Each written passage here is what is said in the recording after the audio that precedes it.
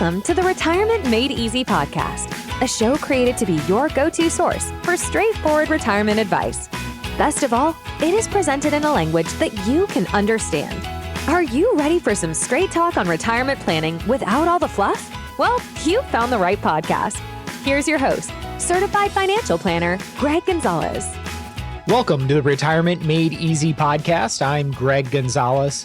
This is episode number 134. And on this episode, I wanted to talk about, some wins as I was thinking back on 2022 and what we experienced and, some of the listeners that I talked to. I just wanted to share some stories and even some wins that resulted from 2022, which was a year that, looking back on, a lot of people would say, well, how can you possibly have any wins at all? The stock market was down. The cost of living was sky high. Look at gas prices last year. They were nuts. So there was a lot of negativity in 2022, but you know what? We got through it. So I wanted to share some of the wins, some of the success stories of 2022 with the listeners, and some of these, kind of looking forward to 2023 and what the outlook is. And while I'm talking about the market outlook, LPL Financial released their 2023 market outlook. And if you've signed up for any of our free resources on my website, retirementmadeeasypodcast.com, we're now sending out a monthly newsletter for 2023 with just some items that I think, some attachments and resources that can help you as you're planning for retirement. If you don't like it, go ahead and unsubscribe. There's no cost for it. But in our first edition, our monthly newsletter, which was the January of 2023, we included our LPL Financial's 2023 market outlook. It's over 20 pages. It's very, very impressive. I had a client send me Schwab and Vanguard's 2023 market outlook, and they were just a couple pages long. I was fairly unimpressed reading through those. But LPL really put a lot of time and research into their 2023 market outlook. So it's very impressive. So you can find that on my website underneath the resources tab, retirementmadeeasypodcast.com. And while you're there, again, I am doing more of the retirement coaching calls, 30-minute retirement coaching calls with listeners in 2023. Based on the limited time that I do have, I am still doing those. So you can sign up for that right there on my website. So check that out, retirementmadeeasypodcast.com.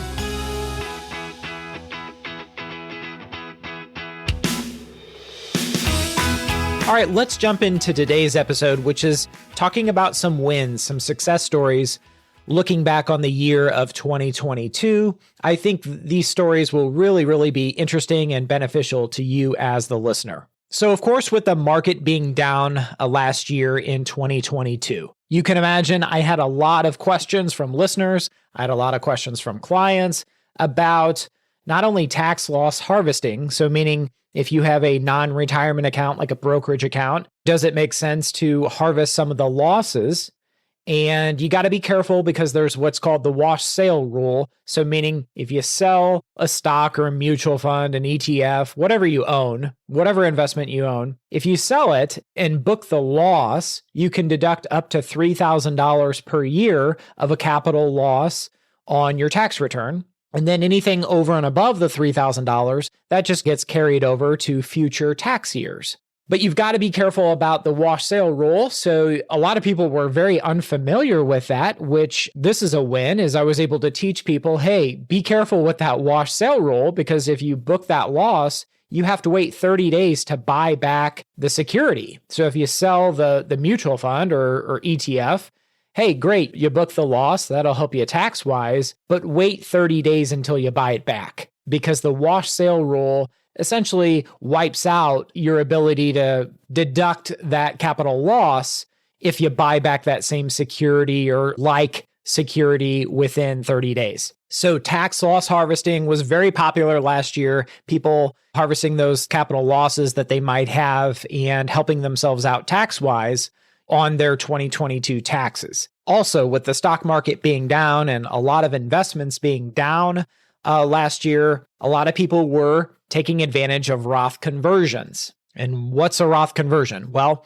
if you have pre-tax, let's say it's 401k money, or you have a traditional IRA, which is all pre-tax, you can pay the taxes on a portion, doesn't have to be all of that account. And by paying the taxes, then it goes over to your Roth IRA. And the idea of doing that when the stock market's down is it's very opportunistic because you may have investments that are, let's say, undervalued because, the market maybe is down. The S&P 500 in 2022 was down at the end of the year over 18%. We haven't had a down year like that in the S&P 500 since 2008. That was quite a while ago. 2008, it was down 36%. So a lot of people were torn last year. They wanted to do these Roth conversions while the market was down, while their investments, maybe mutual funds, were down in value. And then let's say they had a $10 mutual fund, it's down to $8. And by doing the Roth conversion, you're then paying taxes on something that's worth $8. Then the $8 moves over to your Roth IRA, which it then grows tax-free. And let's say it rebounds, and I don't know if that's going to be in 2023 or 2024 or 2025, but while that $8 is in your Roth IRA, when it rebounds, it'll rebound tax-free. So that $8 investment, let's say, becomes $11. Well, that $3 of growth is all tax-free in a Roth IRA, but you only had to pay taxes on the $8 because the investment was down in value when you did the Roth conversion. So you can kind of see in my simple elementary example, there is some advantages or benefits to doing a Roth conversion while your investments are down in value temporarily.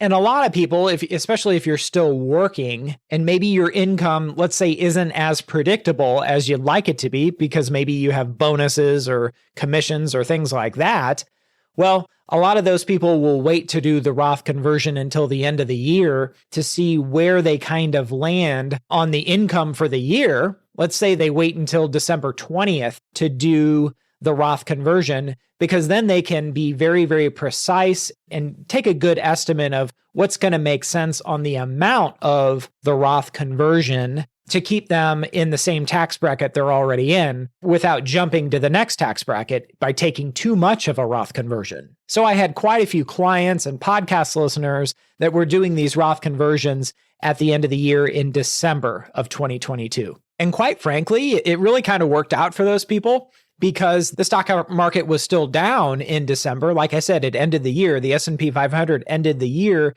down a little over 18%. So as far as the market is concerned, those were kind of some of the wins, which were Roth conversions and then taking advantage of any capital loss harvesting that may be present for you. The other thing that we saw last year is we saw the Fed raising interest rates, right, to combat the rising cost of living. Inflation was the highest it's been in over 40 years. And there was I think it was Peter Schiff who I was listening to, really bright guy. And he was talking about how we measure inflation, the CPI, is a lot different now, currently, than it was like in the late 70s, early 80s, like in Jimmy Carter's days, right? So for all the people that were saying, oh, well, in the late 70s, early 80s, that inflation was a lot higher than we're experiencing today. Well, we were measuring inflation. The CPI index was calculated differently back then. So we really can't compare that inflation back then in the late 70s, early 80s to inflation the way we measure it today, because the calculations are totally different. The factors that go into the inflation rate are totally different. It's kind of like basketball. If anybody's a basketball fan out there, they'll remember that, if you were a professional basketball player in the 60s, well, there was no three-point shot. So if you were a guard that played professional basketball in the 60s, maybe your points total was a lot lower than it would be if you played today. The three-point, the NBA at that time, they didn't start counting the three-point shot until 1979. And then the NCAA, which is college basketball, they didn't implement it fully until 1986. So after that point, all these basketball players, they started scoring all these scoring records because they had a three-point shot. And all the players before then, before the 3-point shot was counted, everything was 2 points. Well, obviously they didn't have a 3-pointer. All they had was 2-point shots. So the scoring records before the 3-point shot, just imagine if all those players had that same opportunity as a 3-point bucket. So can you compare a player in the 60s that could only score 2 points per shot versus today you have NBA basketball players that all they do is take 3-pointers, it seems like. So let's imagine that the player in the 60s, they made 10 baskets at 2 points apiece. So that's 20 points. But the same player in today's game, let's just assume they only take 3-point shots and they make 10 baskets. Well, they have 30 points. They're making 30 points a game instead of the other player from the 60s that made the same 10 shots, but only has 20 points per game. So it's really useless to compare the inflation now to what it was 40 years ago because we measure the CPI totally differently. That's the lesson here. And this time around, if we use, there have been some economists that have looked at, if we use the same way of measuring inflation that they used back in the early 80s, that inflation last year in 2022 would have been in the teens. I mean, just look at the price of gas last year, the price of diesel, and look at how much your grocery bill, my goodness, how much your grocery bill went up. So with that being said, where's the opportunity here? And we've talked about this on the podcast. Interest rates have been going up and up and up thanks to the Fed trying to fight this inflation. But with that being said, there's a lot of opportunity. People were talking about the Series I savings bonds that were over 9% last year. Now they're at 6.89%. There were money market rates that they just keep going and up and up and up, and savings accounts and all kinds of different CDs and CD alternatives that are paying, right now we're seeing as much as 5.5%. So for the conservative investors out there, and we even have some podcast listeners that have kind of reached out to us, of course, they're trying to take advantage of those cash alternatives, CD alternatives, to try to make hay when the sun's shining because interest rates are so high right now and get more of their safe and conservative money working more for them. So they're earning really some impressive interest rates, whereas a year prior, those rates just weren't around. So those were some wins for some people. Social Security. Social Security was the hot topic last year. In October, Social Security Administration announced the cost of living adjustment was 8.7%. That went into effect this January of 2023. So that was a nice pay raise for Social Security recipients. And I just wanted to share one planning case. I had a podcast listener and actually a client now, and we were kind of going over their financial situation. And the husband was 68 years old and had already claimed his Social Security benefit, and they really didn't have an income problem. They were in a fortunate situation.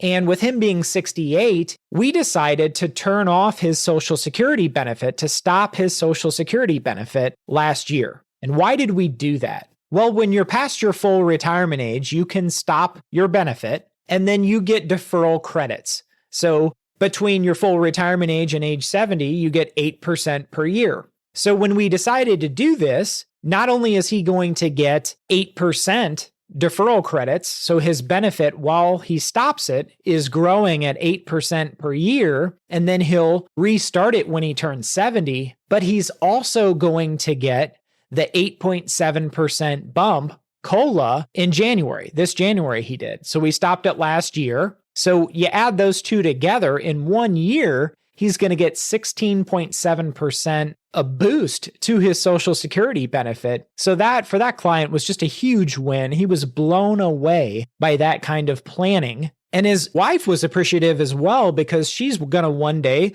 likely get a survivor benefit. So when he passes away, she will get the higher of the two benefits, generally speaking, which will be her survivor benefit. And it's going to be now 16% higher once he turns his benefit back on. It'll restart at 16.7% higher. So that was a big win and a big opportunity for a lot of people. I had another podcast listener, and this is a totally separate situation. The guy called me up and he said his mother was elderly and he was her power of attorney and wanting to make sure she had her ducks in a row. I kind of asked him, what do you mean by that? What would that look like if she had all of her ducks in a row and everything was neat and in order and she was satisfied.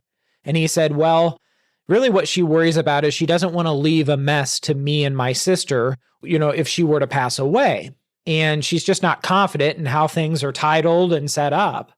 So we kind of had a conversation with his mother and just kind of asked her questions, nothing pressing. We told her, we're not trying to be nosy. We're just trying to be helpful and to make sure things are set up properly. She was very open and eager to get help. She was a widow. And what we found was she had some IRAs and she had her deceased husband as the primary beneficiary. And it turned out there weren't any kids listed as her backup, her contingent beneficiaries.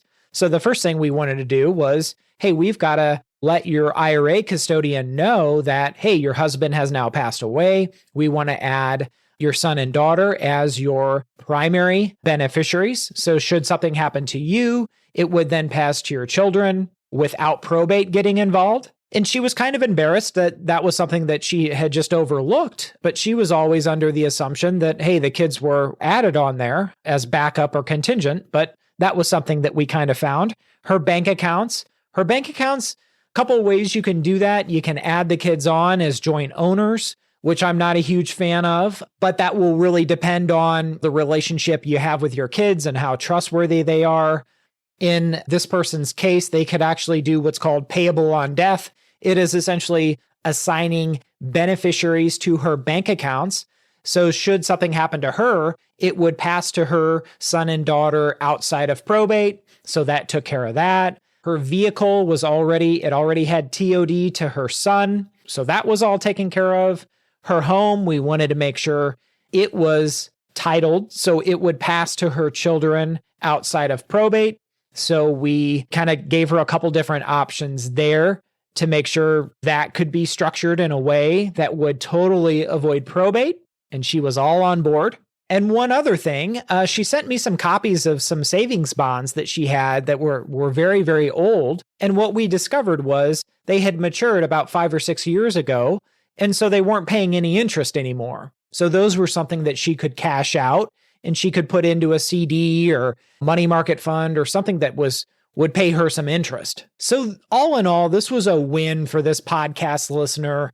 He was really able to kind of help his mom out. This was something his mom was really worried about. Heaven forbid something happens to her. Are her son and daughter going to have to fight the probate courts to get their inheritance or not? And I was happy to help. I really enjoyed kind of talking to both of them and kind of giving them my best advice and guidance because I've had clients go through this kind of thing.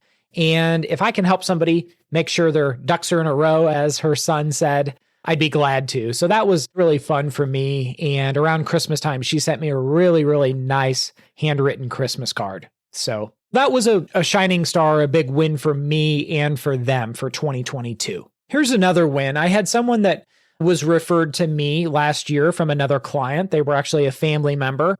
And I was kind of just reviewing their tax return and their prior year's tax return, their 2021, and kind of got a sense of what their income would look like for 2022. And what we noticed is that they would be able last year in 2022 to be able to either do a Roth conversion of $14,000 and pay zero federal income tax, or they could take a distribution out of their IRA for the same $14,000 and again, pay zero federal income tax. I'll never forget the expression on his face. I said, I recommend doing the Roth conversion. Since you've got plenty of money in your emergency fund, if you do a Roth conversion, you can move money from your IRA to your Roth IRA and pay zero taxes on that $14,000. And he looked at me like with this surprise, like, is this legal? And I kind of walked him through it and showed him. And he was like, wow. And his next question was, how much could we have done last year? And I said, well, I didn't want to pour salt in the wound, but last year you could have done about $11,000. So sometimes, depending on your situation, there might be some sweet opportunities like this. And with her planning on turning on her Social Security in 2023, they're not going to be able to do this kind of Roth conversion and pay zero taxes. So sometimes they're kind of short-lived. I had another client that actually lost their job. They actually were laid off in 2022. Their company was not doing well, and they had a big series of layoffs, significant layoffs, Well, he found himself in a lower income situation for 2022. Well, what does that mean? Well, he was going to be in a lower tax bracket for 2022 because this was one of the first years that he didn't have, the normal income. Normally, he was in the 24% tax bracket. In this year, in 2022, he was in the 12th, and he still had room in the 12 to do a Roth conversion of about 25 grand. So he was able to do a Roth conversion, pay taxes on 12% federal. When in a normal year, he was taxed at 24%. He was in the 24% bracket. So he thought, wow, this is a no-brainer here. And I remember saying to him, I'm very sorry, for the layoff that you lost your job. I know that was very unexpected, but when life gives you lemons, make lemonade. That's what my grandfather always said. So I hope this episode has been helpful. The wins looking back on 2022. A lot of people like hearing some stories of how we help people plan. Looking at 2023, the tax brackets themselves didn't change, but the amounts of income in each bracket did change. For example, looking at the 12% bracket, it went up between 2022 and 2023, it went up $5,900. The standard deduction went up $1,800 for a married couple that files jointly. So as far as the brackets are concerned, they went up significantly, not the tax rates themselves, but the income in each bracket, just because the cost of living was so high in 2022. So with inflation high, that impacts, the amount of income in those tax brackets. So what that means is looking at 2023, there's more Roth conversion potential. But of course, if you got a big boost to your income, a big raise or promotion at the end of 2022, that of course might offset any changes to these tax brackets, income wise. So I hope this episode has been helpful. If you have questions, check out my website, retirementmadeeasypodcast.com. I'll see you next week. And remember, always dream big. The opinions voiced in this material are for general information only and are not intended to provide specific advice or recommendations for any individual. To determine which investments may be appropriate for you, please consult your attorney, tax advisor, or financial advisor prior to investing. This is a hypothetical example and is not representative of any specific investment. Your results may vary. All performance referenced is historical and is no guarantee of future results. All indices mentioned are unmanaged and may not be invested into directly. The SmartVestor program is a directory of investment professionals. Neither Dave Ramsey nor SmartVestor are affiliates of St. Louis Retirement Advisors or LPL Financial. There is no guarantee that a diversified portfolio will enhance overall returns or outperform a non-diversified portfolio. Diversification does not protect against market risk. All investing involves risk, including loss of principal. No strategy assures success or protects against loss. Securities and advisory services offered through LPL Financial, a registered investment advisor, member FINRA, SIPC. Thank you for listening to the show today. Check us out at our website, retirementmadeeasypodcast.com. And if you want some help from Greg, submit your questions at the bottom of the page or sign up for a 30-minute retirement coaching session with Greg. We'll see you next week.